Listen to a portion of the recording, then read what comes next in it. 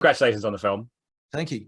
Obviously you've done some TV and done some bits in between. What was the lure of this story and this script? What made it kind of pique your interest and think this maybe is the first feature? Yeah, I think what attracted me to it was the chance to take the murder mystery genre, a thriller, and like fuse it with a comedy.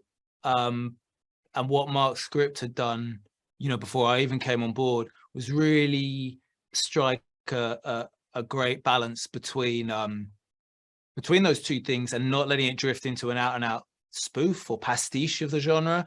It's still underneath it all is like a character driven comedy, right? Which is really appealed to me. And it was that I connected with first and felt like, oh, I understand these characters and I want to see them brought to life. And that it felt like my personal comic sensibilities would be a good fit for the tone of performance that I thought would kind of play into this film in an interesting way.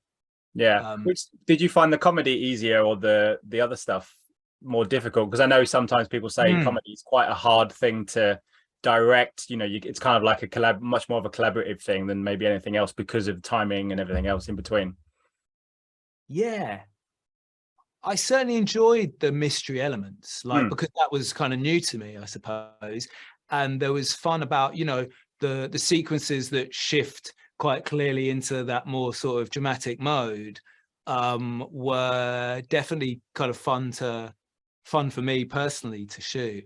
But really, comedy performance in general is always the start point for me. And I don't really differentiate between comedy performance and dramatic performance, non-comedy. I don't really think of it in those terms because the style of comedy that I like to make requires it to be played like dead straight down the middle. And that sort of unlocks the comedy, I think. Particularly in something like this where you've got the setting, which is, in the theatre, the West End theatre land, plus it's a period film, plus it's a whodunit. There's a danger that performance can end up like becoming too heightened and actors might end up playing the genre or playing their sort of assumptions about how a period drama or a whodunit should sound or feel from a performance point of view. And for me, I was very clear that this is a period film, but it has a very contemporary tone to it. It only works from a modern day perspective, looking back at the history of things like murder mysteries and film noir and cinema.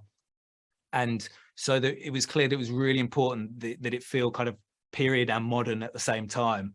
And that was a balancing act achieved by every department in their own way of where exactly to pitch themselves on that line between it being a faithful recreation and something that was a twist on people's expectations.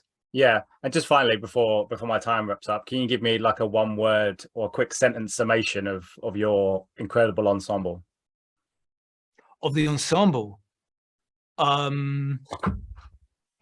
an ensemble that must surely be a dream. But like it can't. But it felt like impossible that we could pull this cast together at the best of times, and we were making it in the worst of times in many ways. So I think it's a true ensemble, is what I would say, and by that I mean not just the list of actors, not just a bunch of many actors, but it's a group of actors who come from very different backgrounds, some from comedy, some from drama, some from film, some more from television. And hopefully it feels like a really coherent world that they've built together. And that's what most excites me about the cast. Yeah, absolutely. Listen, thank you so much for your time. And I hope the film goes well for you. Good luck. Thanks so much. Thanks so much. Cheers.